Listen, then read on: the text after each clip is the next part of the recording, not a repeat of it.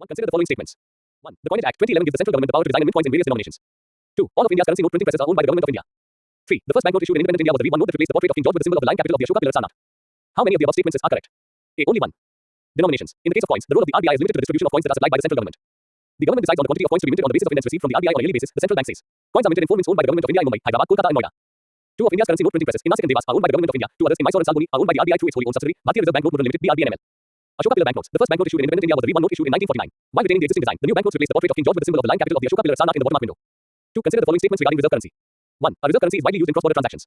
2. It is commonly held as reserves by central banks. 3. Till now, US dollar is the only currency recognized as international reserve currency. How many of the above statements are correct? A. Only 1. B. Only 2. C. All 3. D. None. Solution. B.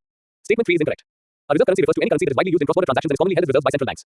Other currencies such as the British pound and the French franc have served as international reserve currencies in the past. It should be noted that it is the currencies of economic superpowers that have usually ended up being used as the global reserve currency. As the economic clout of these countries waned, their currencies faced a similar downfall. This was the case, for example, with the British pound, which was gradually replaced by the US dollar as Britain lost its status as a global economic superpower in the first half of the 20th century. 3. Consider the following statements regarding Foreign Contribution Regulation Act. 1. The Act prohibits receipt of foreign funds by candidates for elections, journalists and media broadcast companies and organizations of a political nature. 2. The law was enacted during the economic reforms in 1991. 3. Once granted, FCRA registration is valid for 1 year and NGOs have to apply for renewal before the expiry of registration. How many of the above statements are correct? A. Only 1. B. Only 2. C. All 3. D. None. Solution. A. Only statement 1 is correct. FCRA seeks to regulate the acceptance and utilization of foreign contribution or foreign hospitality by certain individuals or associations or companies and to prohibit such acceptance and utilization for any activities detrimental to the national interest. The law was enacted during the emergency in 1976. The Act prohibits receipt of foreign funds by candidates for elections, journalists or newspaper and media broadcast companies, judges and government servants, members of legislature and political parties or their office bearers, and organizations of a political nature. FCRA registrations are granted to individuals or associations that have definite cultural, economic, educational, religious, and social programs. Following the application, the MHA makes inquiries through the Intelligence Bureau into the antecedents of the applicant and accordingly processes the application. The MHA is required to approve or reject the application within 90 days, failing which it is expected to inform the NGO of the reasons for the same. Once granted, FCRA registration is valid for 5 years. Goes are expected to apply for renewal within 6 months of the date of expiry of registration. In case of failure to apply for renewal, the registration is deemed to have expired. The government reserves the right to cancel the FCRA registration of any NGO if it finds it to be in violation of the Act. Registration can be cancelled for a range of reasons including if, in the opinion of the central government, it is necessary in the public interest to cancel the certificate. Once the registration of an NGO is cancelled, it is not eligible for re-registration for 3 years. All orders of the government can be challenged in the High Court. 4. Consider the following statements. 1. The US central bank usually increases the supply of dollars to tackle economic downturns and also to fund the US government's expenditures. 2. The global acceptability of the US dollar has primarily been attributed to the popularity of US assets among investors. 3. US has been running a persistent trade surplus for decades now. How many of the above statements are correct? A. Only 1. B. Only 2. C. All 3. D. None. 3. Solution. B. Statement 3 is incorrect. The US central bank usually increases the supply of dollars through various means to tackle economic downturns and also to fund the US government's expenditures. But it should be noted that the US Federal Reserve is not the only central bank in the world that has been debasing its currency by engaging in expansionary monetary policy over several decades. Other countries have also been expanding their respective money supplies to address their domestic economic problems. As long as the US does not debase its currency at a faster pace than other countries, the dollar may manage to hold its value against other currencies and hence its reserve currency status may not come under serious threat. The global acceptability of the US dollar has primarily been attributed to the popularity of US assets among investors. It should be noted that the US has been running a persistent trade deficit for decades now. In fact, the last time the US ran a trade surplus was way back in 1975. That is, the value of its imports has for a long time exceeded the value of its exports to the rest of the world. The excess dollars that the rest of the world accumulates due to the US's trade deficit has been invested in US assets such as in debt securities issued by the US government. 5. Consider the following statements regarding US debt ceiling. 1. Debt ceiling is the maximum amount of debt the federal government is allowed to accumulate in order to fulfill its financial obligations. 2. The debt ceiling was introduced in order to make it easier for the executive to operate without having to turn to the Congress every time it wants to spend. 3. The US government would not enter into a default even if the debt ceiling is breached. How many of the above statements are correct? A. Only 1. B. Only 2. C. All 3. D. None. Solution. B. Statement 3 is incorrect. The debt ceiling or debt limit is the maximum amount of debt the federal government is allowed to accumulate in order to fulfill its financial obligations. The government typically spends more than it earns. This means that it needs to borrow in order to pay for things like social security, Medicare, military and other salaries, interest on the national debt, tax refunds, etc. The debt limit was introduced in 1917 when the US entered World War I, and according to the US Treasury Department, the Congress has increased or suspended the debt limit 78 times since 1960. As of 2023, the debt ceiling stands at $31.4 trillion. Constitutionally, the Congress controls the government's purse strings. The debt ceiling was introduced in order to make it easier for the executive to operate without having to turn to the Congress every time it wants to spend. It allowed the government to borrow as required as long as it kept under the debt limit, which has to be approved by the Congress. If the debt ceiling is breached, the Treasury Department would be unable to make payments when they are due, meaning that the US would enter into a default. 6. Consider the following statements regarding RoDTEP scheme. 4.1. RoDTEP scheme is aimed at ensuring that no domestic taxes are added onto goods shipments meant for export. 2. The scheme replaced the merchandise export from India scheme (MEIS). 3. Any item which is restricted is not entitled for the RoDTEP benefits. How many of the above statements are correct? A. Only 1. B. Only 2. C. All 3. D. None. Solution. C. The government is trying to work out a mechanism to bestow tax remission benefits on exports of sugar, which have been placed in the restricted category in MID 2022 and is considering a demand from tea exporters to raise their tax remission rates.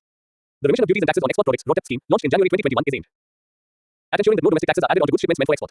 Authorities have denied benefits under the scheme to sugar exporters after the sweetener was removed from the free category in June 2022 as a preemptive measure to boost domestic availability and avoid a spurt in prices. Any item which is restricted is not entitled for the RoDTEP benefits. So once sugar was brought into the restricted list, it has been prevented from getting RoDTEP. The scheme was announced as a replacement for the merchandise export from India scheme (MEIS), which was not compliant with the rules of the World Trade Organization. Source. 7. The computation of poverty in terms of monthly per capita consumption expenditure based on mixed reference period (MRP) was recommended by A. Dandekar Committee. B. Ladawala Committee. C. Tendulkar Committee. D. Allar Committee. Solution. C. The Tendulkar Committee for the first time recommended use of implicit prices derived from quantity and value data collected in household consumer expenditure surveys for computing and updating the poverty lines. Tendulkar Committee developed a methodology using implicit prices for estimating state-wise poverty lines for the year 2004-05. Using these poverty lines and distribution of monthly per capita consumption expenditure based on mixed reference period (MRP), the Tendulkar Committee estimated poverty ratios for the year 2004-05. A. Consider the following statements. 1. Logistics includes only the management and coordination of the flow of goods and not services. 2. Logistics Performance Index 2023 is released by IMF. 3. In India, unorganized sector amounts to less than 10% of the logistics sector. How many of the above statements are correct? A. Only 1. B. Only 2. C. All 3. D. None. Solution. D. 5. Logistics refers to the management and coordination of the flow of goods, services, and information from the point of origin to the point of consumption. It involves various activities such as transportation, storage, handling, and distribution to ensure the efficient movement of products within the supply chain. India has ranked 38 out of 139 countries in the World Bank's Logistics Performance Index 2023. 2018 rank of India was 44. The unorganized sector amounts to over 90% of the logistics sector. Source. 9. Consider the following statements regarding cash reserve ratio, CRR. 1. Cash reserve ratio, CRR, is the percentage of deposits which a bank must keep as cash reserves with the banks themselves. 2. This is a legal requirement and is binding on the banks. 3. Banks don't earn returns on money parked as CRR. 4. The central bank controls the liquidity in the banking system through CRR. How many of the above statements are correct? A. Only 1. B. Only 2. C. Only 3. D. All 4. Solution. C. Statement 1 is incorrect. Cash reserve ratio, CRR.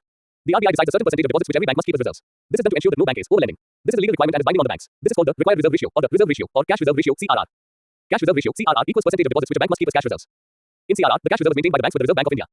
In the case of SLR, the securities are kept with the banks themselves, which they need to maintain in the form of liquid assets. Banks don't earn returns on money parked as CRR. The central bank controls the liquidity in the banking system through CRR. 10. Consider the following statements regarding laws of demand and supply. 1. The law of demand asserts that as prices rise, the quantity demanded for an economic good decreases. 2. Producers are willing to supply more at higher prices because the increased selling price compensates for the elevated opportunity cost associated with each additional unit sold. Which of the above statements are incorrect? A. 1 only. B. 2 only. C. Both 1 and 2. D. Neither 1 nor 2. Solution. D. The law of demand states that if all other factors remain equal, the higher the price of a good, the less people will demand that good. In other words, the higher the price, the lower the quantity demanded. The amount of a good that buyers purchase at a higher price is less because the price of a good goes up, so that the opportunity cost of buying that good. 6. The law of supply states that at high prices, sellers will supply more of an economic good. From the seller's perspective, the opportunity cost of each additional unit that they sell tends to be higher and higher. Producers supply more at a higher price because the high selling price justifies the high opportunity cost of each additional unit sold. 11. Consider the following statements regarding every renewal of loans. 1. It refers to the practice where lender extends new credit to borrowers who are struggling to meet their debt obligations. 2. RBI has mandated that banks and financial institutions must go for every renewal of loans to ensure a healthy financial system. Which of the above statements are correct? A. 1 only. B. 2 only. C. Both 1 and 2. D. Neither 1 nor 2. Solution. A. The Reserve Bank of India (RBI) has strengthened regulations for regulated entities, including banks and financial institutions, to curb the early renewing of loans through investments in alternative investment funds (AIFs). What is the early renewing of loans? It refers to the practice where lender extends new credit to borrowers who are struggling to meet their debt obligations.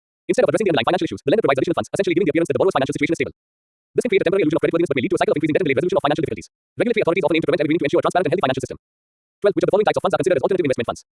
1. Venture capital funds. 2. Angel funds. 3. Debt funds. 4. Hedge funds. 5. Social venture funds. How many of the above options are correct? A. Only 2. B. Only 3. C. Only 4. D. All 5. Solution. D. 7. 13. Consider the following statements. 1. Venture capital fund. Invest into early stage, emerging growth companies. 2. Hedge fund. Invest in anything that gives profitable returns in all types of market conditions.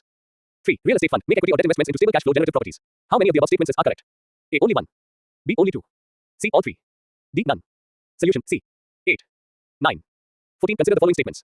1. A sovereign credit rating is an independent assessment of a country's creditworthiness that evaluates the country's ability to repay debt without default. 2. A good credit rating influences borrowing costs in global financial markets. 3. In India, RBI regulates credit rating agencies. How many of the above statements are correct? A. Only 1. B. Only 2. C. All 3. D. None. Solution. B. Statement 3 is incorrect. What is credit rating? Credit rating is an assessment of the creditworthiness of a borrower, including individuals, companies, or countries. What is sovereign credit rating? A sovereign credit rating is an independent assessment of a country's creditworthiness. It evaluates the country's ability to repay debt without default, impacting the risk associated with investing in its debt instruments. Key agencies include Standard & Poor's, Moody's, and Fitch. Ratings considering economic indicators, fiscal policies, political stability, and trade position. Importance of credit rating. Obtaining a good credit rating is crucial for accessing funding in the international bond market and attracting foreign investments. It also influences borrowing costs in global financial markets, allowing countries with higher ratings to borrow at lower interest rates. Credit rating in India. SEBI in India regulates credit rating agencies, including CRISIL, CARE, ICRA, Accurate Ratings, Brickwork Rating, India Rating and Research PVT Limited, and Infomex Valuation and Rating PVT Limited. Source. 15. Consider the following statements regarding tokenization. 1. Tokenization is the process of replacing sensitive data with a non-sensitive equivalent. 2. Card on file tokenization (COF) is a security measure for users opting for digital payments, replacing the practice of merchants storing card details with specially created tokens. 3. Tokens are random strings of characters that have no meaningful value if breached. How many of the above statements are correct? A. Only 1. B. Only 2. C. All 3. D. None. Solution. C. The Reserve Bank of India (RBI) has expanded the scope of card on file tokenization (COF) to include card issuing banks and institutions directly, moving beyond services provided through merchants. COF is a security measure for users opting for digital payments, replacing the practice of merchants storing card details with specially created tokens. Tokenization is the process of replacing sensitive data with a non-sensitive equivalent called a token. Tokens are random strings of characters that have no meaningful value if breached. They serve as a reference to the original data, but cannot be used to guess those values. Source. 16. Consider the following statements regarding loan write-off. 1. Writing off a loan essentially means it will no longer be counted as an asset by the bank. 2. The amount so written off does not reduce the bank's tax liability. 3. After the write-off, banks are not supposed to continue their efforts to recover the loan. How many of the above statements are correct? A. Only 1. B. Only 2. C. All 3. D. None. Solution. A. Only statement 1 is correct. Writing off a loan essentially means it will no longer be counted as an asset. By writing off loans, a bank can reduce the level of non-performing assets (NPAs) on its books. An additional benefit is that the amount so written off reduces the bank's tax liability. The bank writes off a loan after the borrower has defaulted on the loan repayment and there is a very low chance of recovery. The lender then moves the defaulted loan or NPA out of the asset side and reports the amount as a loss. After the write-off, banks are supposed to continue their efforts to recover the loan using various options. They have to make provisioning as well. The tax liability will also come down as the written off amount is reduced from the profit. However, the chances of recovery from written off loans are very low. 17. Consider the following statements regarding fundraising by Indian companies. 1. Indian companies fundraising via dollar bonds hit an all-time high in 2023. 2. Elevated global yields usually discourage fundraising via dollar bonds and instead attract borrowers to foreign currency loans. 3. Foreign currency loans are benchmarked to floating interest rates. 10. How many of the above statements are correct? A. Only 1. B. Only 2. C. All 3. D. None. Solution. B. Statement 1 is incorrect. Indian companies fundraising via dollar bonds hit a 14-year low in 2023 as elevated global yields discouraged borrowers who moved to securing foreign currency loans instead. Throughout 2023, global interest rate environment was not favorable and the cost of raising dollars hedged into rupees was comparatively higher than accessing domestic liquidity, so Indian issuers chose to borrow locally. Multiple rate hikes by the US Federal Reserve in anticipation of prolonged higher rates drove an increase in bond yields worldwide. Instead, Indian companies leaned on foreign currency loans, which are benchmarked to floating interest rates. Source. 18. Consider the following statements regarding multilateral development banks (MDBs). 1. Multilateral development banks (MDBs) originated in the aftermath of World War II to rebuild war-ravaged nations. 2. They do not impose any conditions while providing loans. 3. International Monetary Fund and World Bank are the only two multilateral development banks in operation throughout the world. How many of the above statements are correct? A. Only 1. B. Only 2. C. All 3. D. None. Solution. A. Only statement 1 is correct. Multilateral Development Banks (MDBs) originated in the aftermath of World War II to rebuild war-ravaged nations and stabilize the global financial system. Today, MDBs fund infrastructure, energy, education, and environmental sustainability in developing countries. While commercial banks seek to make profits on loans and other financial services, the goal of MDBs is to issue grants and low-cost loans to improve the economic conditions of impoverished or developing nations. MDBs now operate throughout the world and control trillions of dollars in assets. E.g., International Monetary Fund, World Bank, Asian Development Bank, etc. Issues. Currently, MDBs are dominated by developed countries, WB by USA, IMF by EU, and ADB by Japan. They impose conditionality in loans. There is a lack of transparency and accountability. 19. In India, which of the following entities can provide microfinance? 1. Small finance banks. 2. Non-banking financial companies, NBFCs. 3. Not-for-profits organizations. 4. Public sector banks. 11. How many of the above options are correct? A. Only 1. B. Only 2. C. Only 3. D. All 4. Solution. D. The number of loan accounts for the microfinance industry increased to 136.3 million in FY23 from 123.9 million in FY22, posting a year-on-year YOY growth of 10%. Lender-wise figures showed that NBFCs registered highest YOY growth of 23%, followed by NBFC MFIs at 15%, not-for-profits or NFPs at 6%, banks at 6%, and small finance banks at 5%. 20. Securities and Exchange Board of India (SEBI) acts as a regulatory authority for which of the following? 1. Primary market. 2. Secondary market. 3. Mutual funds. 4. Foreign institutional investment. 5. Credit rating agencies in India. How many of the above options are correct? A. Only 2. B. Only 3. C. Only 4. D. All 5. Solution. D. 21. Consider the following statements regarding Securities and Exchange Board of India (SEBI). 1. SEBI is a quasi-legislative body that has the power to conduct inquiries, pass ruling and impose penalties. 2. It cannot regulate the money pooling scheme worth more than Rs. 100 crores. 3. It educates investors about securities markets and their intermediaries. How many of the above statements are correct? A. Only 1. B. Only 2. C. All 3. D. None. Solution. B. Statement 2 is incorrect. 12. 13. 2. Ecology and environment. 1. Consider the following statements regarding natural gas. 1. Natural gas is used to power appliances like stoves and furnaces. 2. Natural gas is a relatively clean burning fossil fuel, resulting in fewer emissions of nearly all types of air pollutants and CO2 when compared with burning coal or petroleum products. 3. Extraction of natural gas from the ground does not involve release of any greenhouse gas. How many of the above statements are correct? A. Only 1. B. Only 2. C. All 3. D. None. Solution. B. Statement 3 is incorrect. Natural gas extracted from the earth powers appliances like stoves and furnaces. Natural gas is mainly methane, which is a greenhouse gas capable of trapping significant amounts of heat in the atmosphere. Natural gas is a relatively clean burning fossil fuel, resulting in fewer emissions of nearly all types of air pollutants and CO2 when compared with burning coal or petroleum products to produce an equal amount of energy. Extraction of natural gas from the ground also involves release of certain greenhouse gases. 2. Consider the following statements regarding permafrost. 1. Permafrost is essentially any ground that stays frozen for at least 2 straight months. 2. Permafrost is composed of a combination of soil, rocks and sand that are held together by ice. 3. Permafrost regions are always covered with snow. How many of the above statements are correct? A. Only 1. B. Only 2. C. All 3. D. None. Solution. A. Only statement 2 is correct. Permafrost is essentially any ground that stays frozen 0 degrees Celsius or lower for at least 2 years. Straight. These permanently frozen grounds are often found in Arctic regions such as Greenland, Alaska, the United States, Canada, Russia, and Eastern Europe. Permafrost is composed of a combination of soil, rocks and sand that are held together by ice. The soil and ice in permafrost stay frozen all year long. However, although the ground remains perennially frozen, permafrost regions aren't always covered with snow. As the Arctic is getting warmer nearly 4 times as fast as the rest of the planet due to climate change, permafrost is thawing rapidly. Thawing permafrost can severely impact the planet. One of its most dangerous consequences is the release of greenhouse gases into the atmosphere. 3. Consider the following statements regarding loss and damage. L&D Fund that was agreed at COP28. 1. Loss and damage. L&D Fund will be hosted by the World Bank. 14. 15. 2. It is aligned with UNFCCC and the Paris Agreement. 3. The contributions by the developed countries are mandatory. How many of the above statements are correct? A. Only 1. B. Only 2. C. All 3. D. None. Solution. B. Statement 3 is incorrect. Loss and damage. L&D Fund. COP28 countries agreed to launch a loss and damage L&D Fund hosted by the World Bank for 4 years, aligning with UNFCCC and the Paris Agreement. All developing countries are eligible, and contributions are voluntary, with a specific percentage earmarked for least developed countries and small island developing states. Source. 4. Consider the following statements regarding powering past coal alliance (PPCA). 1. PPCA is a coalition involving governments, businesses, and organizations focusing on transitioning from unabated coal power to clean energy. 2. India is part of PPCA as it has committed to phasing out of coal production. Which of the above statements are correct? A. 1 only. B. 2 only. C. Both 1 and 2. D. Neither 1 nor 2. Solution. A. Powering past coal alliance (PPCA). PPCA, a coalition involving governments, businesses, and organizations focuses on transitioning from unabated coal power to clean energy. At COP28, PPCA welcomed new national and subnational governments advocating for cleaner energy alternatives. India is not part of PPCA as it has not committed to phasing out of coal. 5. Consider the following statements regarding Buildings Breakthrough Initiative. 1. The goal of the Buildings Breakthrough Initiative was to make near zero emissions and resilient buildings the new normal by 2030. 2. The initiative was launched by India. 3. It is hosted by the Global Alliance for Buildings and Construction. How many of the above statements are correct? A. Only 1. B. Only 2. C. All 3. D. None. Solution. B. Statement 2 is incorrect. The governments of France and Morocco, together with the UN Environment Programme (UNEP), launched a Buildings Breakthrough today at COP28, which will see countries joining forces to accelerate the transformation of the sector, which accounts for 21% of global greenhouse gas emissions, with a view to making near zero emissions and climate resilient buildings the new normal by 2030. The Buildings Breakthrough is part of the Breakthrough Agenda, which provides a framework for countries, businesses, and civil society to join up and strengthen their actions every year in key emitting sectors through a coalition of leading public, private, and public-private global initiatives. It is coordinated under the auspices of the UNEP-hosted Global Alliance for Buildings and Construction (Global ABC). Source. 6. Consider the following statements regarding Global River Cities Alliance (GRCA). 1. Global River Cities Alliance is led by the National Mission for Clean Ganga (NMCG) under the Ministry of Jal Shakti. 2. It focuses on river conservation and sustainable water management. 3. Asian Development Bank and Asian Infrastructure and Investment Bank acts as international funding agencies. How many of the above statements are correct? A. Only 1. B. Only 2. C. All 3. D. None. Solution. C. 16. 7. Consider the following statements regarding Pangolkha Wildlife Sanctuary that was recently in news. 1. The Pangolkha Wildlife Sanctuary is situated at the dry junction of Sikkim, Bengal, and Bhutan. 2. It is the smallest wildlife sanctuary in Sikkim. 3. A tiger was spotted at the Pangolkha Wildlife Sanctuary, which marks the highest elevation in India where tigers have been observed. How many of the above statements are correct? A. Only 1. B. Only 2. C. All 3. D. None. Solution. B. Statement 2 is incorrect. 17. A tiger has been spotted at a record high elevation of 3,640 meters in the Pangolkha Wildlife Sanctuary in Sikkim. This marks the highest elevation in India where tigers have been observed, surpassing the previous record of 3,630 meters in Arunachal Pradesh. The Pangolkha Wildlife Sanctuary is situated at the dry junction of Sikkim, Bengal, and Bhutan. The Pangolkha range in the east separates Sikkim from Bhutan. It is the largest wildlife sanctuary in Sikkim. It is home to various species, including red pandas, snow leopards, Himalayan musk deer, goral, and black bears. Source. 8. Sharks are ectotherms. What does it mean? A. If heat loss exceeds heat generation, metabolism increases to make up the loss. B. They maintain a constant body temperature independent of the environment. C. Their body temperature is largely determined by the surrounding water temperature. D. None of the above. Solution. C. Ectotherm, any so-called cold-blooded animal, that is, any animal whose regulation of body temperature depends on external sources, such as sunlight or a heated rock surface. The ectotherms include the fishes, amphibians, reptiles, and invertebrates. The body temperature of an aquatic ectotherm is usually very close to the temperature of the surrounding water.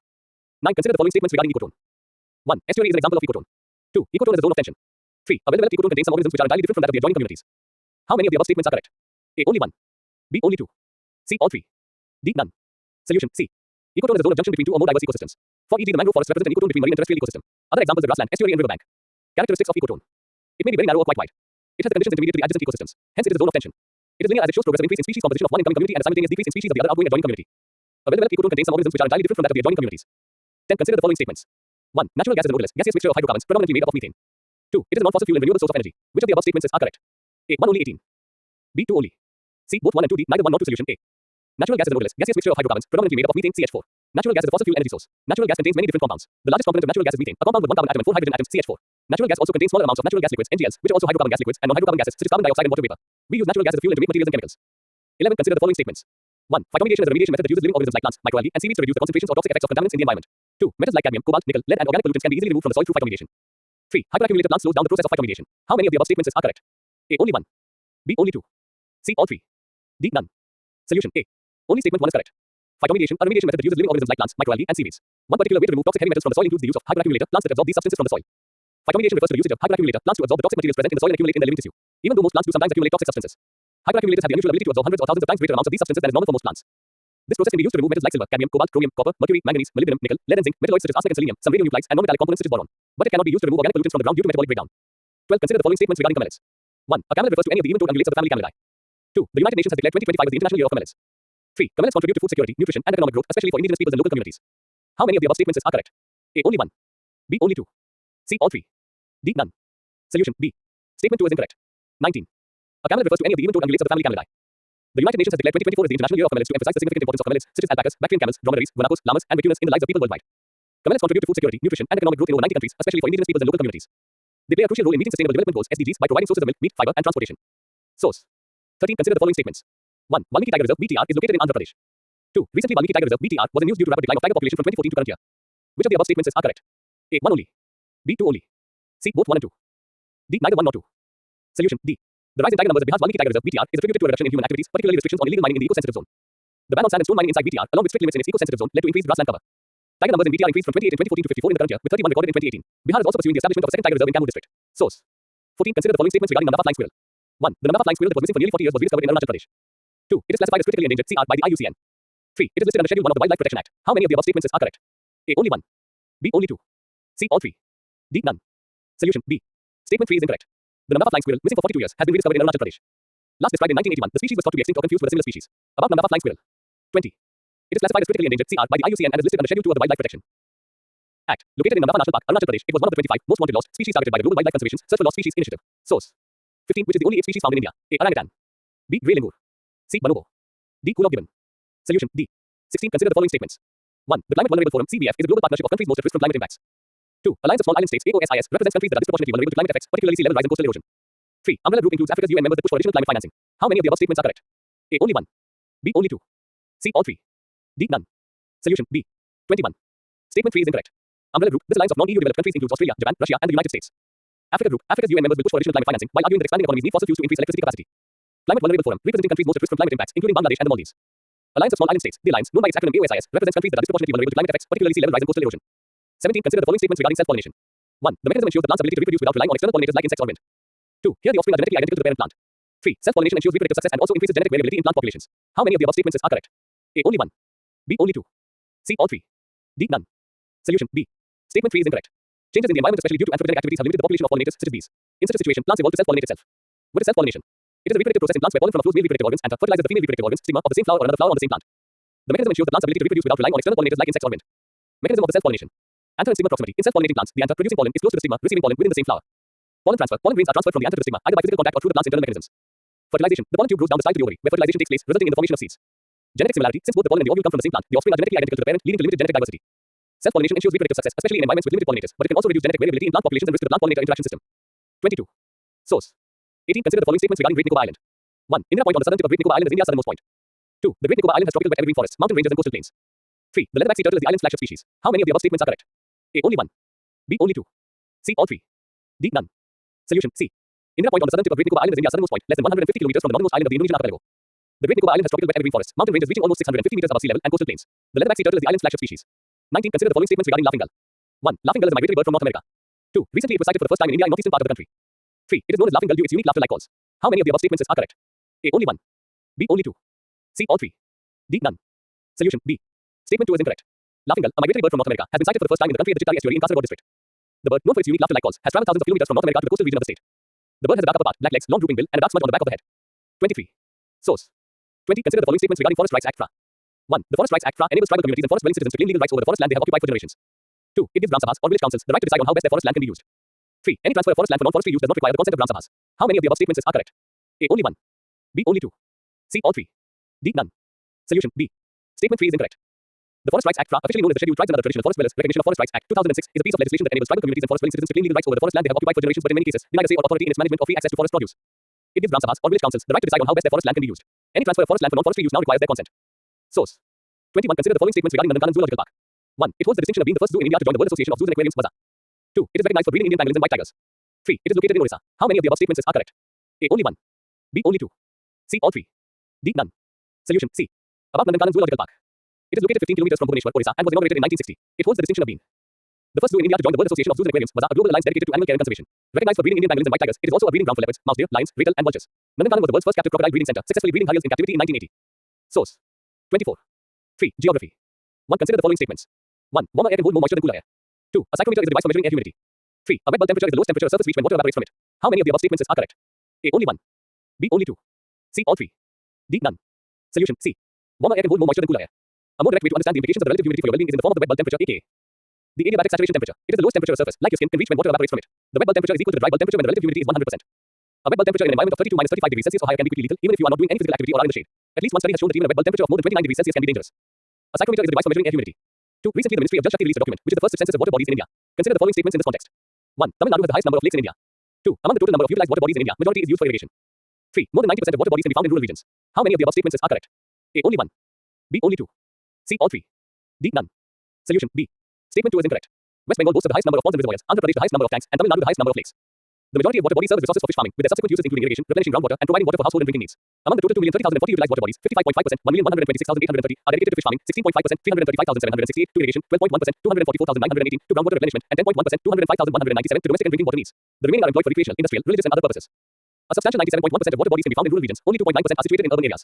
Of these, 83.7% are in use, while the rest are non-functional or unused due to factors such as construction, siltation, irreparable damage, and industrial effluents, among others. 3. Consider the following statements. 25.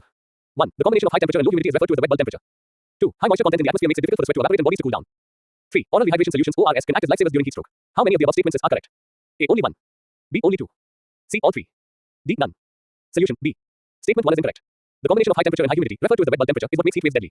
High moisture content in the atmosphere makes it difficult for the sweat to evaporate and bodies to cool down, as a result of which the internal body temperature increases sharply and is often fatal. Access to drinking water or oral rehydration solutions (ORS). These can be lifesavers in such situations. 4. Consider the following statements.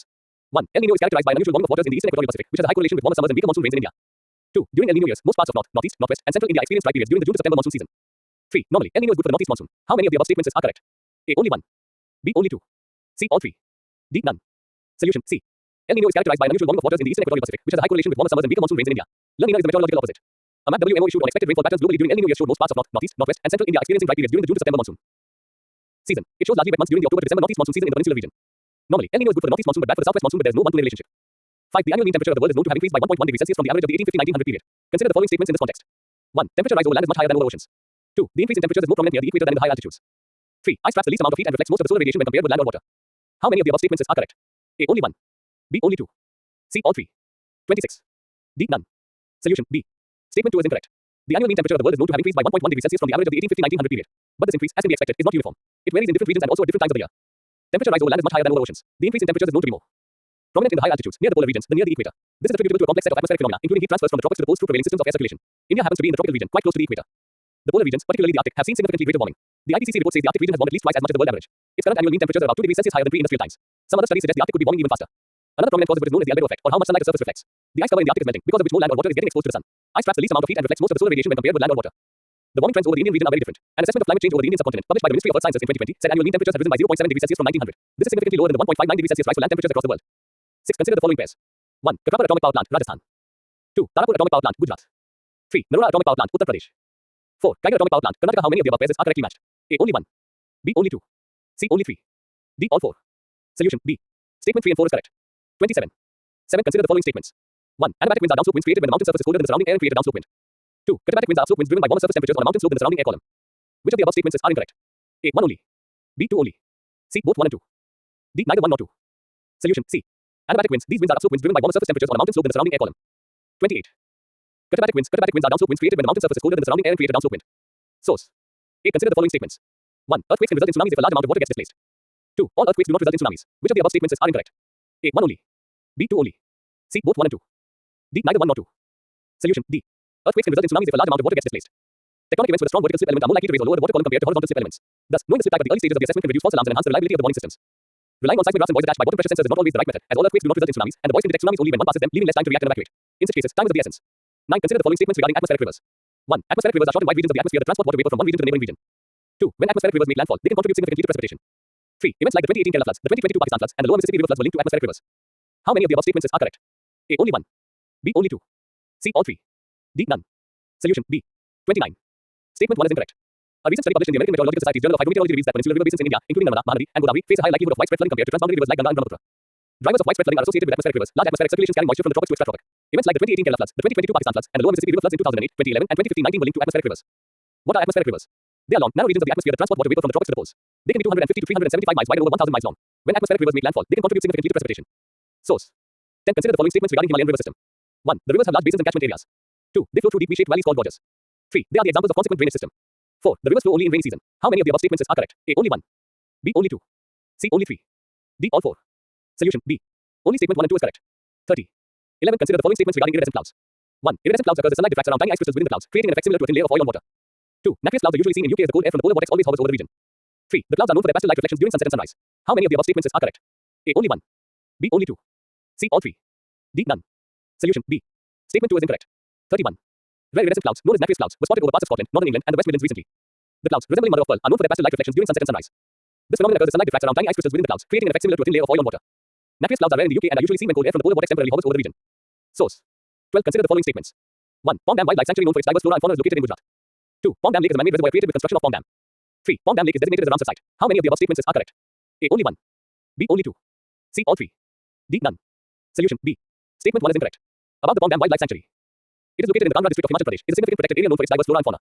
Pong Dam Lake Maharana Pratap Sagar is a man-made reservoir created in 1975 with construction of Pong Dam on Bees River. It is also known as Pong Reservoir or Pong Dam. In 1983, reservoir was declared as wildlife sanctuary. Pong Dam Lake was designated a Ramsar site in 2002. There is a vulture cafe in Pong wherein cattle carcasses dumped for vultures. Source. 13. Consider the following statements. 1. Glaciers are the largest source of freshwater in the Himalayan ecosystem. 2. A glacial lake outburst flood GLOF is caused by the failure of a dam containing a glacial lake. 3. There is considerable shrinking of glacial lakes across the Himalayas in recent decade. How many of the above statements are correct? A. Only 1. B. Only 2. 32. C. All 3. D. None. Solution. B. Statement 3 is incorrect. Glaciers are the largest source of freshwater outside of the polar regions. Glaciers and snow melt in the Himalayan ecosystem are the source of water for several rivers across the subcontinent and are responsible for maintaining the perennial supply of water in the river systems like the Indus, Ganges, and Brahmaputra to over a billion people. Some models predict that an increase in global temperatures by 2 degrees Celsius from 1850 by 2070 would result in 45% of the medium and large glaciers, 10 square kilometers or more, disappearing completely. Nearly 70% smaller glaciers are likely to melt away. Shrinking glaciers have led to the formation of a large number of glacial lakes all across the Himalayas. Many of these high-altitude lakes are potentially dangerous because of their potential to cause flash floods in the event of a breach. A glacial lake outburst flood GLOF is a type of outburst flood caused by the failure of a dam containing a glacial lake. 14. Consider the following statements regarding ionosphere. 1. The ionosphere is a layer of the Earth's atmosphere that is made up of charged atoms, molecules, and electrons. 2. It stretches from 50 kilometers to over 1,000 kilometers above the Earth. 3. It is located below the mesosphere. 4. Satellite and communication systems cannot function in this layer. How many of the above statements are correct? A. Only 1. B. Only 2. C. Only 3. D. All 4. Solution. B. Only statement 1 and 2 is correct. Scientists from the Indian Institute of Geomagnetism (IIG) have conducted decade-long ionospheric observations at Bharti Station in Antarctica, revealing significant seasonal variations in ionospheric density. The researchers found the peak ionospheric density near local noon during the winter months, attributing it to particle precipitation and the transportation of convectional plasma from high latitudes. These long-term studies aim to enhance understanding of ionospheric effects on satellite-based navigation and communication systems. The ionosphere is a layer of the Earth's atmosphere that is made up of charged atoms, molecules, and electrons. It stretches from 50 kilometers (30 miles) to over 1,000 kilometers (600 miles) above the Earth. 33. 4. Government schemes and programs. 1. Consider the following statements regarding moving off information systems (MOIS). 1. Moving off information systems (MOIS) is an advanced driver assistance system that detects and informs the driver of the presence of pedestrians and cyclists in the close proximity forward blind spot of the vehicle, aiming to enhance road safety. 2. The government has made it mandatory to install moving off information systems in all vehicles carrying passengers or goods. Which of the above statements are correct? A. 1 only. B. 2 only. C. Both 1 and 2. D. Neither 1 nor 2. Solution. A. The government's technical committees, including the Central Motor Vehicle Rules Technical Standing Committee (CMVRTSC) and the Automotive Industry Standards Committee (AISC), are working on formulating standards for moving off information systems (MOIS) in vehicles. What is MOIS? Moving off information systems (MOIS) is an advanced driver assistance system designed to aid drivers during low-speed moving off maneuvers, particularly in situations involving vehicles carrying passengers or goods. The system detects and informs the driver of the presence of pedestrians and cyclists in the close proximity forward blind spot of the vehicle, aiming to enhance road safety. Additionally, the National Highways Authority of India (NHAI) has developed a computer-aided dispatch system in NHAI's mobile application to expedite emergency response calls, aligning with the broader focus on improving traffic safety as per the Motor Vehicles Act, 1988. Source. 2. Consider the following statements regarding Dare to Dream D2D scheme. 1. The Dare to Dream D2D scheme is a contest that provides a unique opportunity for startups, entrepreneurs, and individuals to enhance India's defense and aerospace capabilities. 34. 2. It is an annual initiative by the Defense Research and Development Organization (DRDO). 3. It is initiated in memory of former President Dr. APJ Abdul Kalam. How many of the above statements are correct? A. Only 1. B. Only 2. C. All 3. D. None. Solution. C. The Dare to Dream contest, initiated in memory of former President Dr. APJ Abdul Kalam, is an annual initiative by the Defense Research and Development Organization (DRDO). Launched in 2019, the contest provides a unique opportunity for startups, innovators, entrepreneurs, and individuals above 18 years old to address key challenges in emerging technologies, ultimately contributing to enhancing India's defense and aerospace capabilities. Source: 3PM Asha scheme is an umbrella scheme aimed to enhance access to secondary education in India and improve its quality. B. Ensure minimum support price to the farmers. C. Provide health insurance scheme for low-income families. D. Provide volunteers for campaigning healthcare schemes. Solution: B. The Prime Minister's Farmer Income Protection Scheme, also known as PM Asha, is an umbrella scheme of the Government of India to ensure price policies such as the minimum support price are fulfilled. It includes the Farmer Price Support Scheme (PSS), a Price Deficiency Payment Scheme (PDPS), and a Private Procurement and Stockist Scheme (PPS). 4. Consider the following statements regarding mission on advanced and high-impact research. 1. It is jointly funded by DRDO and the World Bank. 2. It aims to achieve net zero emissions along with promoting the UN Sustainable Development Goals. 3. It will collaborate with IITs and IIMs to identify emerging technologies in the power sector. 4. It will facilitate commercialization of indigenous technologies developed by Indian startups. How many of the above statements are correct? A. Only 1. B. Only 2. C. Only 3. D. All 4. Solution: C. Statement 1 is incorrect. The mission on advanced and high-impact research has been launched jointly by the Ministry of Power and Ministry of New and Renewable Energy. It is aimed to identify emerging technologies and areas of future relevance for the global power sector and to take up indigenous end-to-end development of relevant technologies. The mission will run for an initial period of 5 years from 2023-24 to 2027-28. It will be funded by Ministry of Power, Ministry of New and Renewable Energy, and central public sector enterprises under these ministries. Additional funding, if required, will be provided from budgetary sources of the central government. 35. The mission will serve as a catalyst for national priorities such as achieving net zero emissions and promoting initiatives like Make in India and Startup India. It will also contribute towards achieving United Nations Sustainable Development Goals. The project will support pilot projects of indigenous technologies developed especially by Indian startups and facilitate their commercialization. Mahir will work with premier institutions such as IITs, IIMs, NITS, IISR, and universities on one hand, and public and private power sector startups and established industries with the government acting as an enabler for creating an innovation ecosystem in the country. 5. Consider the following statements. 1. People with blood disorders like thalassemia, hemophilia, and sickle cell disease are eligible for job reservations in government roles under the persons with disabilities category. 2. As per rules regarding reservations for disabled people, 4% reservation in government jobs is available for people with disabilities. 3. The Rights of Persons with Disabilities Act includes intellectual disability and mental illnesses as benchmark disabilities. How many of the above statements are correct? A. Only 1. B. Only 2. C. All 3. D. None. Solution: B. Statement 1 is incorrect. People with blood disorders like thalassemia, hemophilia, and sickle cell disease are not eligible for job reservations in government roles under the persons with disabilities category. The 3 diseases were included in the list of disabilities under the Rights of Persons with Disabilities Act of 2016, but they are excluded from job reservation benefits. Rules regarding reservation for disabled people. 4% reservation in government jobs is available for people with disabilities. Every government establishment must reserve 1% of the total number of vacancies for people with benchmark disabilities. The RPWD Act defines benchmark disabilities as autism, intellectual disability, specific learning disability, mental illnesses. The RPWD Act also defines disabilities as blindness and low vision, deaf and hard of hearing, locomotor disability including cerebral palsy, leprosy, dwarfism, acid attack victims, and muscular dystrophy. Source: 6. Consider the following statements regarding ONGC. 1. It is a Navratna company contributing around 71% to the Indian domestic production. 2. ONGC has a unique distinction of being a company with in-house service capabilities in all areas of exploration and production of oil and gas. Which of the above statements are correct? 36. A. 1 only. B. 2 only. C. Both 1 and 2. D. Neither 1 nor 2. Solution: B. Maharatna ONGC is the largest crude oil and natural gas company in India, contributing around 71% to Indian domestic production. Crude oil is the raw material used by downstream companies like IOC, BPCL, HPCL, and MRPL, last 2 are subsidiaries of ONGC, to produce petroleum products like petrol, diesel, kerosene, naphtha, and cooking gas LPG. ONGC has a unique distinction of being a company with in-house service capabilities in all areas of exploration and production of oil and gas and related oil field services. 7. Consider the following statements regarding the recently launched Project Prayas. 1. The project aims to facilitate safe, orderly, and regular migration for Indian workers and students. 2. It consolidates state-level initiatives and focuses on improving coordination between state and central governments. 3. It was launched by the Union Ministry of Home Affairs. How many of the above statements are correct? A. Only 1. B. Only 2. C. All 3. D. None. Solution: B. Statement 3 is incorrect. The International Organization for Migration (IOM) has launched Project Prayas promoting regular and assisted migration for youth and skilled professionals in collaboration with the Ministry of External Affairs. About Project Prayas. The project aims to facilitate safe, orderly, and regular migration for Indian workers and students. It consolidates state-level initiatives and focuses on improving coordination between state and central governments. The project involves studying migration trends, understanding migrants' needs, and launching initiatives to raise awareness about safe migration processes with the goal of strengthening international migration governance.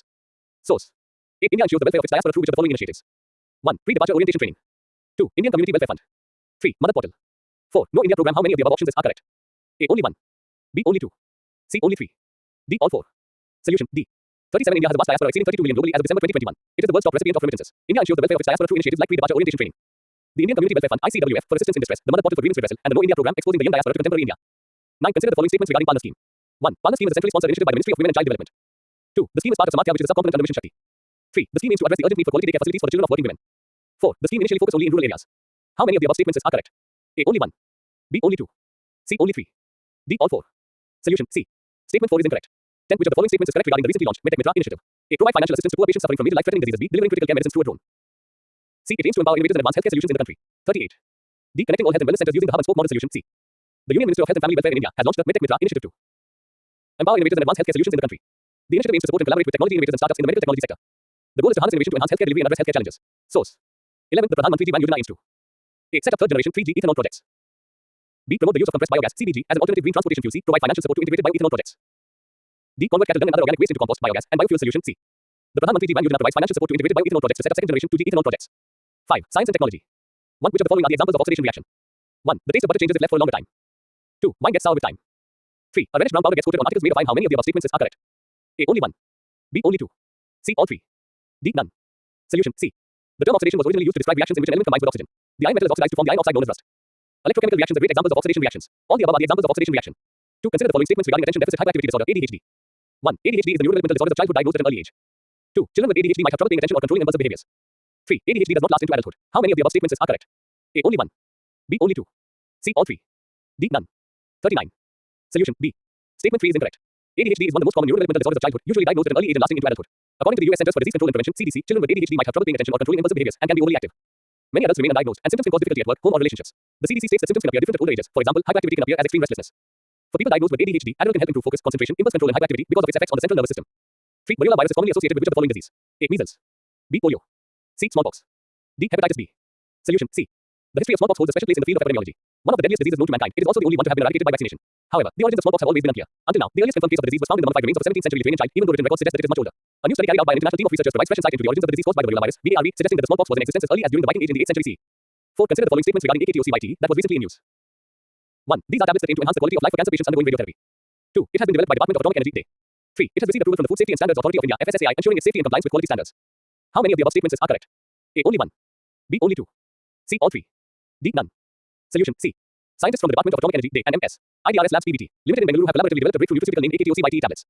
These tablets aim to enhance the quality of life for cancer patients undergoing radiotherapy by minimizing the side effects associated with the treatment. AKTOCYT tablets have shown remarkable results, particularly in pelvic cancer. Patients undergoing radiotherapy-induced cystitis, leading to extraordinary recovery and eliminating the need for surgical interventions like the removal of the urinary bladder.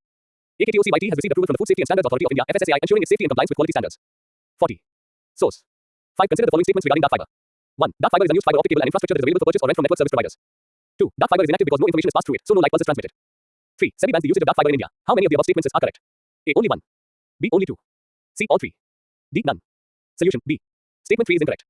The Securities Appellate Tribunal (SAT) has overturned the Securities and Exchange Board of India's (SEBI) fine on the National Stock Exchange (NSE) in the dark fiber case. The investigation focused on potential violations of regulations and circulars related to fraudulent and unfair trade practices. About dark fiber. Dark fiber, also known as unlit fiber, is unused fiber optic cable and infrastructure. It's available for purchase or rent from network service providers. Dark fiber is used for private networking, internet access, and internet infrastructure networking. It's typically used for telecom and network communications. Dark fiber is different from lit fiber, which refers to cables that are actively being used. Dark fiber is inactive because no information is passed through it, so no light pulse is transmitted. Source. 6. Consider the following statements. 1. Nuclear Power Corporation of India Limited (NPCIL) is a public sector undertaking under the Ministry of Power. 2. The pressurized heavy water reactors (PHWRs) utilize natural uranium as fuel and heavy water as coolant and moderator.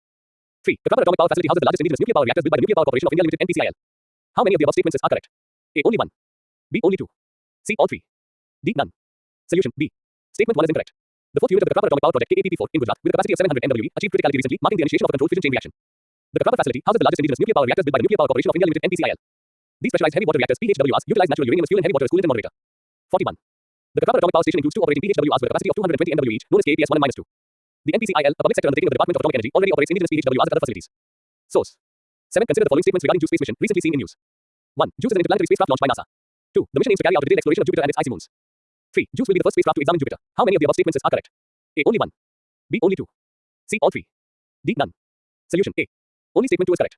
The European Space Agency (ESA) launched the Jupiter Icy Moons Explorer, or JUICE, mission from its spaceport in French Guiana on an Ariane 5 launcher. Planned to reach Jupiter in 2031, the mission aims to carry out a detailed exploration of the solar system's largest planet and its icy moons, which potentially have habitable environments. Only two other spacecraft have ever examined Jupiter: the Galileo probe, which orbited the gas giant between 1995 and 2003, and Juno, which has been circling the planet since 2016. Notably, by the time JUICE reaches Jupiter, another spacecraft, NASA's Europa Clipper, would already be orbiting the planet, scheduled to be launched in October this year. Europa Clipper will arrive at Jupiter in 2030 and aims to study its Europa moon. According to ESA's website, the JUICE will make detailed observations of the giant gas planet and its three large ocean-bearing moons, Ganymede, Callisto, and Europa, by using remote sensing, geophysical, and in situ instruments. Scientists for quite some time have known that these three moons of Jupiter possess icy crusts, which they believe contain oceans of liquid water underneath, making them potentially habitable. JUICE will help probe these water bodies by creating detailed maps of the moon's surfaces and enable the scientists, for the first time, to look beneath them. 8. Consider the following statements regarding narco-analysis test. 1. In a narco-analysis test, a drug called sodium pentothal is injected into the body of the accused. 2. During the test, the person enters into a hypnotic or sedated state in which their imagination is neutralized. 3. The procedure is similar to polygraph test, which is also a lie detector test. How many of the above statements are correct? A. Only 1. B. Only 2. C. All 3. D. None. Solution B. Statement 3 is incorrect. 42. 43. In a narco-analysis test, a drug called sodium pentothal is injected into the body of the accused, which transports them to a hypnotic or sedated state in which their imagination is neutralized. In this hypnotic state, the accused is understood as being incapable of lying and is expected to divulge information that is true. Because the drug is believed to weaken the subject's resolve to lie, it is sometimes referred to as a truth serum. However, narco tests must not be confused with polygraph tests, which, although having the same drug decoding motive, work differently. 9. Consider the following pairs regarding the diseases and their impact. 1. Thalassemia, reduced ability to produce normal hemoglobin. 2. Hemophilia, prolonged bleeding and difficulty in clotting. 3. Sickle cell disease, altered red blood cell shape. How many of the above pairs are correct? A. Only 1. B. Only 2. C. All 3. D. None. Solution C. Condition nature impact. Thalassemia, blood disorder affecting hemoglobin, reduced ability to produce normal hemoglobin. Hemophilia, bleeding disorder, deficiency of clotting factor, prolonged bleeding, difficulty in clotting. Sickle cell disease, genetic blood disorder, abnormal hemoglobin. Altered red blood cell shape, circulation issues. 10. Consider the following statements regarding zero trust authentication (ZTA). 1. Zero trust authentication (ZTA) is a security framework that requires users to be authenticated and authorized before being granted access to applications and data. 2. It includes two-factor authentication with options like facial recognition or biometrics. 3. Here the login and logout times are recorded and monitored. How many of the above statements are correct? A. Only 1. B. Only 2. C. All 3. D. None. Solution C. Zero trust authentication (ZTA) is a security framework that requires users to be authenticated and authorized before being granted access to applications and data. In response to the increasing threat of cyber attacks, the Indian government has established a secure email system for 10,000 users in critical ministries and departments. The email system operates on zero trust authentication (ZTA) and has been developed by the National Informatics Center (NIC). The security measures include two-factor authentication with options like facial recognition or biometrics, and login and logout times are recorded and monitored. Source. 11. Consider the following statements regarding touchscreens. 1. Capacitive touchscreens have two conductive sheets separated by a small gap. 2. Resistive touchscreens operate by detecting changes in electric fields when a finger touches the screen. 3. Capacitive touchscreens are increasingly used in consumer electronics due to their superior image clarity, sensitivity, and durability. How many of the above statements are correct? A. Only 1. B. Only 2. C. All 3. D. None. Solution. A. Only statement 3 is correct. There are two main types of touchscreens, capacitive and resistive. Capacitive touchscreens, used in smartphones, operate by detecting changes in electric fields when a finger touches the screen. Resistive touchscreens, with two conductive sheets separated by a small gap, function based on the change in resistance when touched. The rising dominance of capacitive touchscreens in consumer electronics since 2007 due to their superior image clarity, sensitivity, and durability compared to resistive touchscreens. Source. 12. Consider the following statements regarding Tempo satellite. 1. It is an Earth observation satellite in geostationary orbit. 2. It is designed to provide hourly measurements of pollutants over Indian subcontinent. 3. It is built by ISRO in collaboration with NASA. How many of the above statements are correct? A. Only 1. B. Only 2. C. All 3. D. None. Solution. A. Only statement 1 is correct. NASA's Tempo satellite, the tropospheric emissions monitoring of pollution sensor, is a groundbreaking Earth observation satellite in geostationary orbit designed to provide hourly measurements of pollutants over North America. Tempo covers a vast area from Canada's oil sands to the Yucatan Peninsula and spans across the Atlantic to the Pacific Ocean, enhancing its ability to monitor air pollution comprehensively. Source. 13. Consider the following statements. 1. Diesel as a fuel contains less carbon per liter than petrol. 2. Diesel engines use a greater amount of fuel to produce the same level of performance as the petrol engine. 3. Diesel was promoted as a green-friendly auto fuel as part of the European Union's response to the Kyoto Protocol to reduce carbon dioxide emissions. 44. How many of the above statements are correct? A. Only 1. B. Only 2. C. All 3. D. None. Solution. A. Only statement 3 is correct.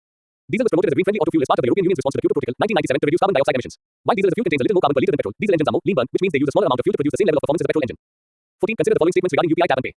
1. It utilizes near-field communication (NFC) technology to capture a pay's UPI ID or virtual payment address (VPA). 2. Transactions up to 5,000 rupees can be done without any PIN number using UPI tap and pay. 3. Near-field communication uses a phone's camera to enable communication. How many of the above statements are correct? A. Only 1. B. Only 2. C. All 3. D. None. Solution. A. Only statement 1 is correct. The National Payments Corporation of India (NPCI) has initiated the deployment of UPI tap and pay across digital payment providers. Features of UPI tap and pay. It utilizes near-field communication (NFC) technology to capture a pay's UPI ID or virtual payment address (VPA), eliminating the need for a camera. The feature can only be accessed on phones or devices with NFC capability. Users need to locate the tap and pay button on their UPI app, and the transaction is completed by tapping the device on the UPI Smart Tag Smart QR. Transactions up to 500 rupees are processed through UPI Lite, while those exceeding 500 rupees require a UPI PIN. Near-field communication (NFC) is a short-range wireless technology that allows two devices to communicate when they are within 4 centimeters of each other. NFC uses magnetic field induction to enable communication. Source. 15. Consider the following statements regarding formaldehyde. 1. Formaldehyde is a colorless, flammable gas with a strong odor. 2. It is used in textiles, disinfectants, building materials, and automobile parts. 3. It is classified as safe and non-carcinogenic without any adverse health effects. How many of the above statements are correct? A. Only 1. B. Only 2. C. All 3. D. None. 45. Solution. B. Statement 3 is incorrect. About formaldehyde. It is a colorless, flammable gas with a strong odor. It is classified as a human carcinogen and is linked to long-term adverse health effects and cancer. Formaldehyde is used in many industries, including glues and resins, dyes, textiles, disinfectants, building materials, automobile parts, embalming, laboratories. Source. 6. International relations and organizations. 1. Carbon Border Adjustment Mechanism (CBAM), sometimes seen in use as the initiative of A. G20 grouping. B. OECD. C. European Union (EU). D. United States. Solution. C. The EU in 2021 came up with a proposal for a carbon border adjustment mechanism (CBAM). The CBAM plans to impose a tariff on a set of carbon-intensive imports, which will have to be paid by EU importers and companies who export goods to EU countries. With the CBAM, the EU also wants to create a level playing field for business in the bloc with those outside by making equal the price for the carbon content of goods regardless of where they are made.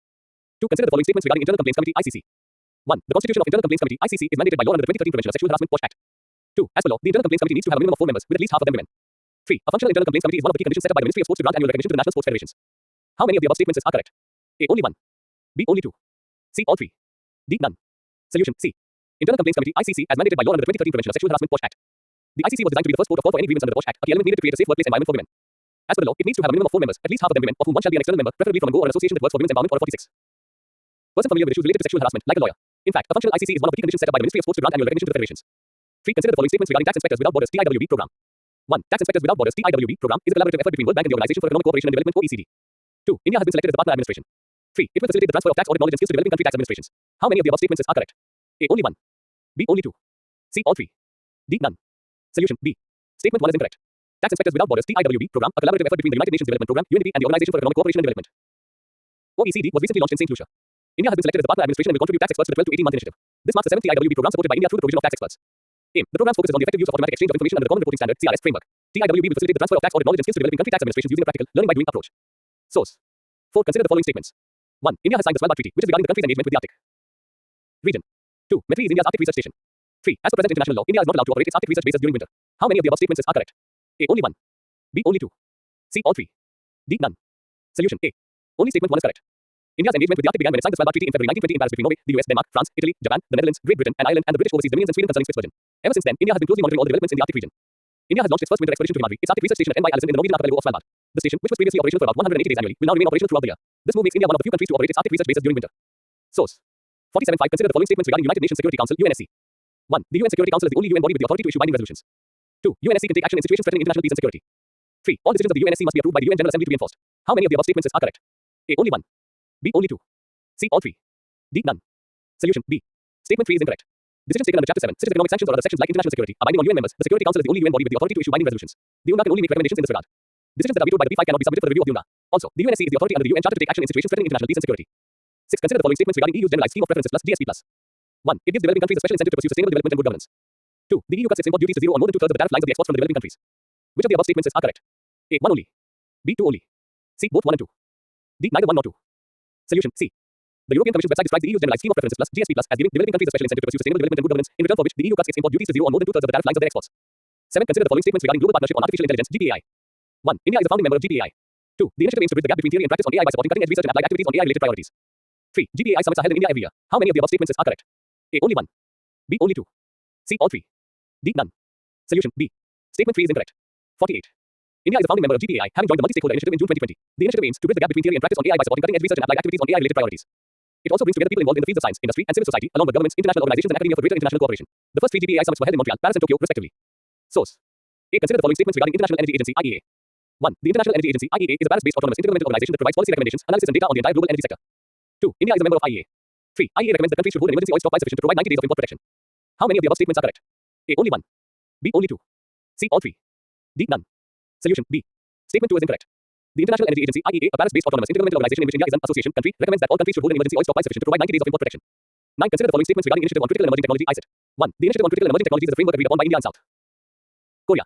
2. It focuses on addressing regulatory barriers and aligning export controls for smoother trade and deeper cooperation in critical areas. 3. It includes cooperation in areas of artificial intelligence, quantum computing, semiconductors, and wireless telecommunication. How many of the above statements are correct? A. Only 1. B. Only 2. C. All 3. D. None. Solution. B. Statement 1 is incorrect. India and the United States unveiled a roadmap for enhanced collaboration in high technology areas, with a focus on addressing regulatory barriers and aligning export controls for smoother trade and deeper cooperation in critical areas. This was part of the Initiative on Critical and Emerging Technology (ICET), announced by President Joe Biden and Prime Minister Narendra Modi last year. The Initiative on Critical and Emerging Technologies is a framework agreed upon by India and the US for cooperation on critical and emerging technologies in areas including artificial intelligence, quantum computing, semiconductors, and wireless telecommunication. 49. 10. Consider the following statements. 1. Article 24 of the Indian Constitution prohibits the employment of children below the age of 14 years in any factory or mine or employed in any hazardous employment. 2. India has ratified both fundamental ILO conventions on child labor. 3. National Child Labor Project (NCLP) scheme implemented by the Union Ministry of Women and Child Development aims at rehabilitation of child laborers through district project societies. How many of the above statements are correct? A. Only 1. B. Only 2. C. All 3. D. None. Solution. B. Statement 3 is incorrect. Article 24 of the Indian Constitution prohibits the employment of children below the age of 14 years in any factory or mine or employed in any hazardous employment. India ratified both fundamental ILO conventions on child labor 138 and 182 in 2017. National Child Labor Project (NCLP) scheme implemented by the Union Ministry of Labour and Employment. Rehabilitation of child laborers through district project societies under the district magistrate. 11. Consider the following statements regarding hydrographic survey. 1. A hydrographic survey is a scientific process that involves mapping of physical features of underwater terrain. 2. However, it cannot study the depth and topography of the seabed and water bodies. 3. India had a bilateral agreement with Maldives that allowed collaboration in the hydrographic survey of Maldivian territorial waters. How many of the above statements are correct? A. Only 1. B. Only 2. C. All 3. D. None. Solution. B. Statement 2 is incorrect. The Maldives has expressed its intention to terminate a bilateral agreement with India that allowed collaboration in the hydrographic survey of Maldivian territorial waters. What is a hydrographic survey? A hydrographic survey is a scientific process that involves mapping and measuring the physical features of underwater terrain. It includes the study of the depth, topography, and characteristics of the seabed and water bodies. 12. Consider the following statements. 1. The issuance of Indian passports began during the First World War under the Defense of India Act. 2. The League of Nations 1920 conference aimed to standardize passport regulations influencing the common British system. 3. Before India's independence, the British government never mandated passports for international travel. How many of the above statements are correct? 50. Only 1. B. Only 2. C. All 3. D. None. Solution. B. Statement 3 is incorrect. Passports have historical roots, with mentions in the Hebrew Bible and established systems in countries like France and the UK. Modern passports emerged due to the British Nationality and Status of Aliens Act in 1914, featuring photographs and distinguishing features. The League of Nations 1920 conference aimed to standardize passport regulations influencing the common British system. In the 1920s, the US enacted immigration laws tied to passports, limiting inflows. Despite initial discomfort, passports have endured as a vital aspect of modern citizenship. Passports in India. The issuance of Indian passports began during the First World War, 1914-1918, under the Defense of India Act, when the British government mandated passports for travel. Source. 13. Consider the following statements regarding International Organization for Migration. 1. It is the principal United Nations agency working in the field of migration. 2. The organization implements operational assistance programs for migrants. 3. It does not deal with internally displaced persons and refugees. How many of the above statements are correct? A. Only 1. B. Only 2. C. All 3. D. None. Solution. B. Statement 3 is incorrect. International Organization for Migration, founded 1951, HQ, Grand Sacanex, Switzerland, is the principal United Nations agency working in the field of migration. The organization implements operational assistance programs for migrants, including internally displaced persons, refugees, and migrant workers. 14. Consider the following statements regarding Colombo Security Conclave. 1. Colombo Security Conclave is a trilateral maritime security grouping consisting of India, Sri Lanka, and Thailand. 2. It serves as India's outreach to the Indian Ocean and aims to counter China's influence in the region. 3. Colombo Security Conclave does not focus on countering terrorism and radicalization. How many of the above statements are correct? A. Only 1. B. Only 2. C. All 3. D. None. Solution. A. Only statement 2 is correct. 51. 15. Consider the following statements regarding OPEC. 1. OPEC is an intergovernmental organization established at the Baghdad Conference. 2. Angola, Ecuador, and Qatar are the member countries of OPEC. 3. The organization's primary objective is to coordinate and unify petroleum policies among member countries. 4. OPEC possesses over 80% of the world's total crude oil reserves. How many of the above statements are correct? A. Only 1. B. Only 2. C. Only 3. D. All 4. Solution. C. Statement 2 is incorrect. Angola leaves OPEC, a setback for the Saudi-led oil producer group. OPEC was established in 1960 at the Baghdad Conference by Iran, Iraq, Kuwait, Saudi Arabia, and Venezuela. Is an intergovernmental organization with key members including Nigeria, Equatorial Guinea, Gabon, Libya, Nigeria, the Republic of the Congo, and the United Arab Emirates. The organization's primary objective is to coordinate and unify petroleum policies among member countries, ensuring fair and stable prices for petroleum producers and maintaining an efficient, economic, and regular 52 supply of petroleum to consuming nations. With its headquarters in Vienna, Austria, OPEC holds significant global influence, possessing over 80% of the world's total crude oil reserves. 16. Consider the following acts. 1. Killing members of the group. 2. Causing serious bodily or mental harm to members of the group. 3. Imposing measures intended to prevent births within the group. 4. Forcibly transferring children of the group to another group according to the Convention on the Prevention and Punishment of the Crime of Genocide. How many of the above acts on a national, ethnical, or religious group are not considered as genocide? A. Only 2. B. Only 3. C. All 4. D. None. Solution. D. In the present convention, genocide means any of the following acts committed with intent to destroy, in whole or in part, a national, ethnical, racial or religious group as such. A. Killing members of the group. B. Causing serious bodily or mental harm to members of the group. C. Deliberately inflicting on the group conditions of life calculated to bring about its physical destruction in whole or in part. D. Imposing measures intended to prevent births within the group. A. Forcibly transferring children of the group to another group. Source. 7. Polity. 1. Consider the following statements. 1. Article 22 of the Constitution upholds the fundamental right of any person who is in custody to be informed as to why he has been arrested. 2. As per the present rules, the Enforcement Directorate need to mandatorily furnish a person accused under the Prevention of Money Laundering Act (PMLA) with a copy of the grounds of detention at the time of his arrest. Which of the above statements are correct? A. 1 only. B. 2 only. C. Both 1 and 2. D. Neither 1 nor 2.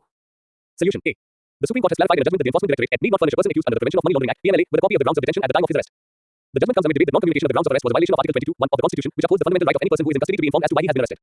53. Source. 2. Consider the following statements. 1. Federalism allows for the distribution of powers between the federal and state levels. 2. Asymmetric federalism is based on unequal powers in relationship in political, administrative and fiscal arrangements. 3. We do not see any form of asymmetric federalism in India. How many of the above statements are correct? A. Only 1. B. Only 2. C. All 3. D. None. Solution. B. Statement 3 is incorrect. 54. 3. Consider the following statements regarding subordinate legislations. 1. Subordinate legislations, also known as delegated legislations, are laws created by authorities to implement and administer the broader statutes passed by the legislature. 2. The concept of delegated legislation is mentioned specifically in the Indian Constitution. 3. Rajya Sabha does not have a subordinate legislation committee. How many of the above statements are correct? A. Only 1. B. Only 2. C. All 3. D. None. Solution. A. Only statement 1 is correct. The Rajya Sabha Subordinate Legislation Committee has criticized the Union government for prolonged delays in framing rules for acts passed by Parliament. What are subordinate legislations?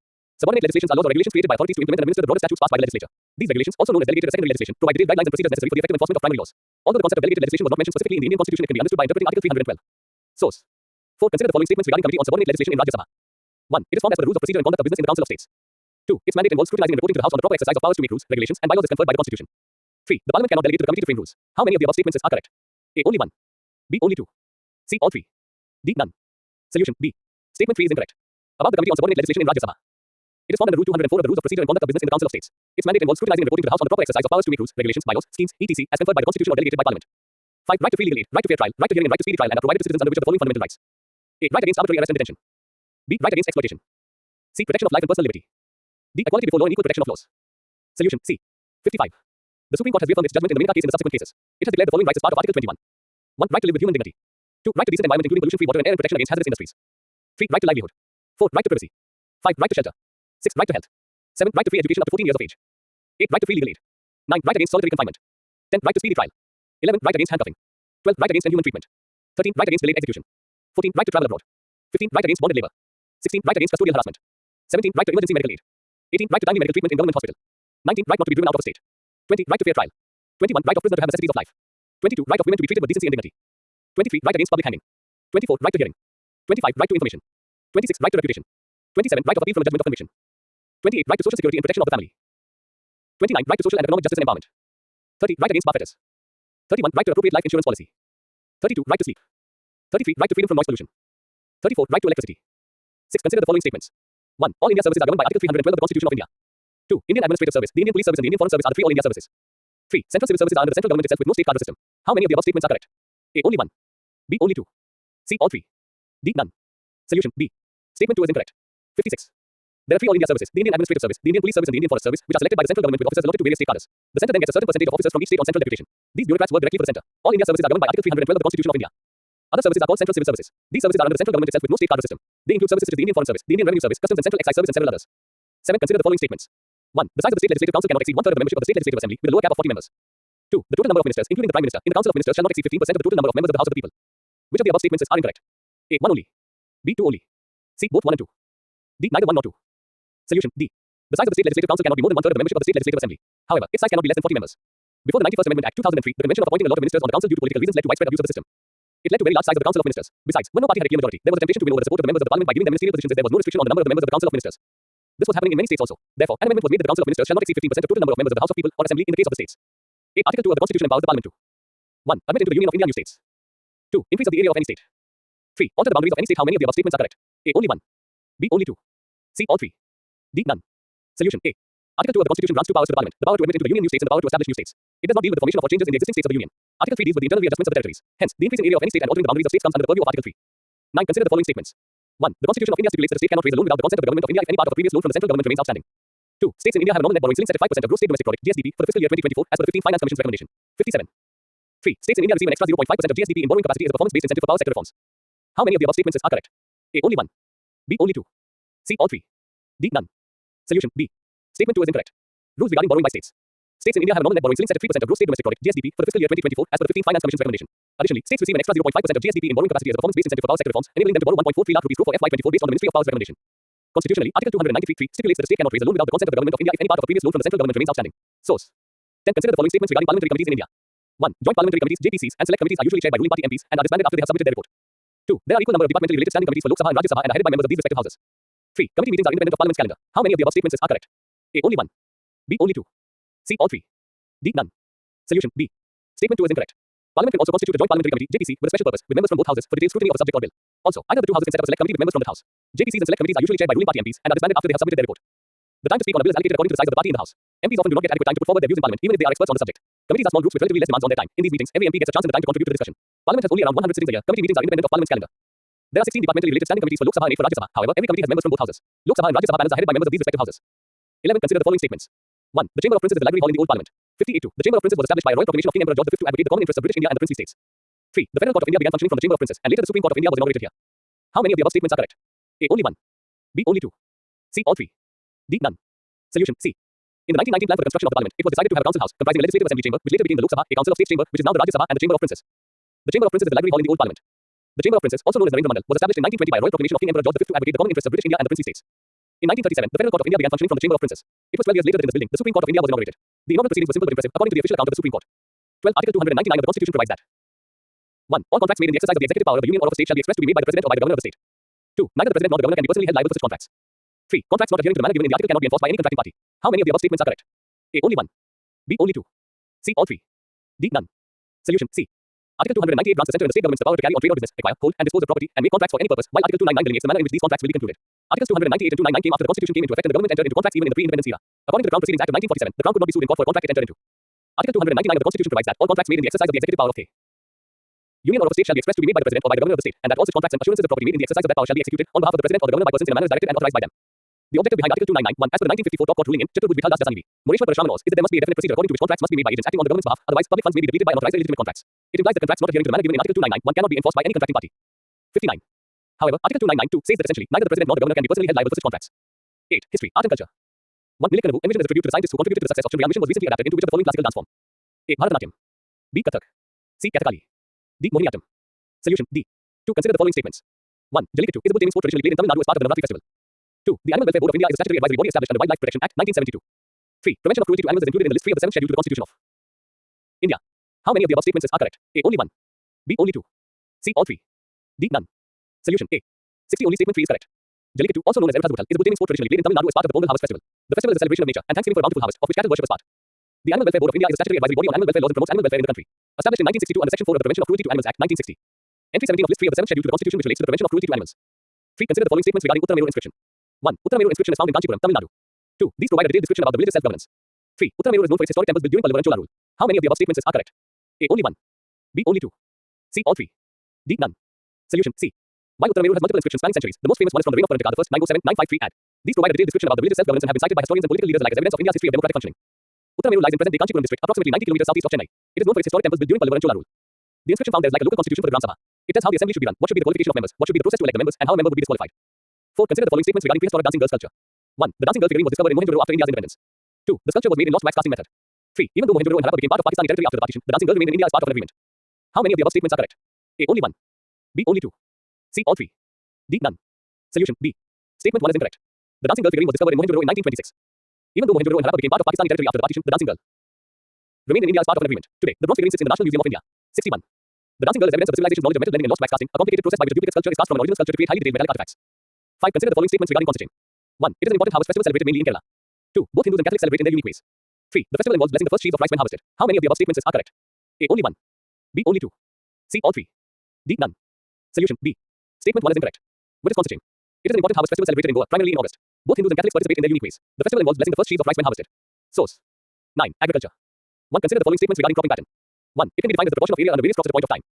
2. It is a dynamic concept because it changes over space and time. Which of the above statements are incorrect? A. 1 only. B. 2 only. C. Both 1 and 2. D. Neither 1 nor 2. Solution: D. Cropping pattern. It is a dynamic concept because it changes over space and time. It can be defined as the proportion of area under various crops at a point of time. In other words, it is a yearly sequence and spatial arrangement of sowing and fallow on a given area. In India, the cropping pattern determined by rainfall, climate, temperature, soil type and technology. 2. Which of the following are the advantages of Indian raw sugar in the international market? 1. Season advantage. 2. Indian sugar has a high amount of dextrin. 3. High sucrose content. How many of the above statements are correct? A. Only 1. B. Only 2. C. All 3. D. None. 62. Solution B. Statement 2 is incorrect. Advantages of Indian rose sugar in the international market. Season advantage. India's production is from October to April, whereas Brazilian mills operate from April to November. Hence, importers are utilizing Indian rose sugar during Brazil's off-season. Freight cost savings. India is much closer to its major sugar importers compared to Brazil and therefore less freight cost. Indian sugar is free of dextran. Dextran is a bacterial compound formed when sugarcane stays in the sun for too long after harvesting. Indian rose sugar has no dextran as it is produced from fresh cane crushed within 12 to 24 hours of harvesting compared to 48 hours or more in Brazil. India's sugar has a high percent of sucrose present. 3. Consider the following statements regarding wheat. 1. In terms of production, wheat is the most significant cereal crop in India. 2. Wheat is a kharif crop. 3. Ganga Satluj plains and black soil region of Deccan is suitable for wheat cultivation. How many of the above statements are correct? A. Only 1. B. Only 2. C. All 3. D. None. Solution A.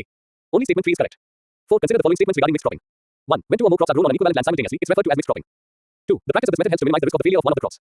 3. The crops that are grown together should have a different maturation time and different water requirements. How many of the above statements are correct? A. Only 1. B. Only 2. C. All 3. D. None. 63. Solution C. Mixed cropping. When 2 or more crops are grown on an equivalent land simultaneously, it's referred to as mixed cropping. For example, growing wheat and gram on an equivalent land at an equivalent time is mixed cropping. The practice of this method helps to minimize the risk of the failure of one of the crops and provides insurance against the crop failure due to abnormal weather conditions. The crops that are grown together should have a different maturation time and different water requirements. 5. Consider the following statements regarding agriculture census. 1. It is a decadal census. 2. The basic unit of data collection in agriculture census is the operational holding.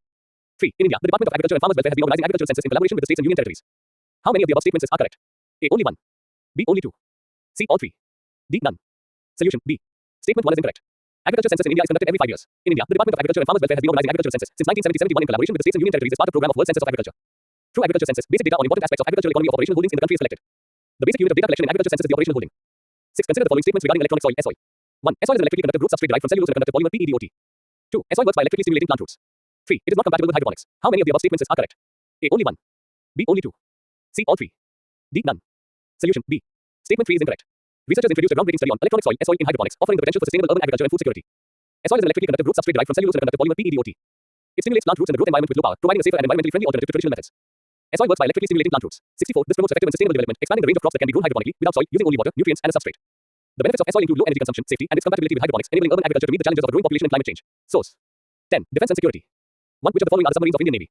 1. INS Kalvi. 2. INS Vikrant. 3. INS Arihant. 4. INS Vikramaditya. How many of the above options are correct? A. Only 1. B. Only 2. C. Only 3. D. All 4. Solution B. Option 1 and 3 is correct. 65. 11. Reports and indices. 1. The Forest Pathways Report was published recently by UNEP. B. IUCN. C. World Wildlife Fund. D. UN Forum on Forests. Solution C. A startling increase in the speed and intensity of global deforestation has derailed efforts to protect and restore forests by 2030, according to 2 new reports analyzing progress toward global forest conservation goals. WWF's Forest Pathways 2023 report and the Forest Declaration assessment detailed the immense scale of forest loss just 2 years after more than 130 countries representing 85% of the planet's forests led to halt and reverse deforestation by the end of the decade. The lack of progress on commitments leaves the world in clear danger of missing vital targets. 2. International Debt Report IDR that was recently in news was released by 66. A. International Monetary Fund. B. Asian Development Bank ADB. C. World Bank. D. World Trade Organization. Solution C. The World Bank released the International Debt Report IDR. What are debts? Debt refers to an obligation of financial liability that one party owes to another. It is typically in the form of borrowed funds that need to be repaid over time, often with interest. India's total debt is around 81%, but most of it is domestic debt. India's external debt is around 18.6%, around $624 billion United States dollars at the end of March 2023, as per the RBI data. Source: 12. Maps places. 1. The Strait of Bab el-Mandeb connects Persian Gulf and Gulf of Aden B, Mediterranean Sea and Red Sea and Gulf of Aden D, Suez Canal and Red Sea. Solution C. The Bab el-Mandeb is a strait between Yemen on the Arabian Peninsula and Djibouti and Eritrea in the Horn of Africa. It connects the Red Sea to the Gulf of Aden. Source: 2. Consider the following statements. 1. Ainur Creek is situated along the Malabar coast. 2. It acts as natural shock absorbers during calamities. 3. The creek is part of the Pulkit water system. How many of the above statements are correct? 67. Only 1. B. Only 2. C. All 3. D. None. Solution B. Statement 1 is incorrect. Ainur Creek in Chennai, situated along the Coromandel coast, serves as a crucial buffer for the aquifers of the Iranian coastal basin, protecting them from the sea. Positioned in the floodplains of 3 rivers on a disaster-prone coastline, Chennai relies on wetlands like Ainur Creek as natural shock absorbers during calamities. The creek is part of the Pulkit water system, including the Pulkit Lagoon and the Buckingham Canal. Source: 3. Mount Etna is an active volcano located in Congo. B. Philippines. C. Hawaii. D. Italy. Solution D. Europe's most active volcano, Mount Etna, erupted on May 21, 2023. Mount Etna is in an almost constant state of activity and is considered a United Nations educational, scientific and cultural organization World Heritage Site. The volcano's height increased by over 30 meters following a 6-month period of activity. This sudden growth spurt is the result of about 50 eruptions at the southeastern crater since February 16, 2021. The height grew due to the amount of volcanic material it spewed. 4. Consider the following statements. 1. Yemen is located at the northern end of the Arabian Peninsula. 2. Yemen does not share its border with Saudi Arabia and Oman. 3. Yemen is a member of United Nations and Non-Aligned Movement. 68. How many of the above statements are correct? A. Only 1. B. Only 2. C. All 3. D. None. Solution A. Only statement 3 is correct. Yemen is a country in West Asia located at the southern end of the Arabian Peninsula. It shares borders with Saudi Arabia and Oman and maritime borders with Eritrea, Djibouti, and Somalia. Yemen is a member of the Arab League, the United Nations, the Non-Aligned Movement, and the Organization of Islamic Cooperation. 5. Mount Marapi, that was recently in news, is located in Kenya. B. Italy. C. Indonesia. D. Peru. Solution C. Indonesia's Mount Marapi erupted again recently. Marapi is known for sudden eruptions that are difficult to predict because they are not caused by deep movement of magma, which sets off tremors that register on seismic monitors. Source: 6. Consider the following statements. 1. Bhutan is a landlocked country in the eastern Himalayas.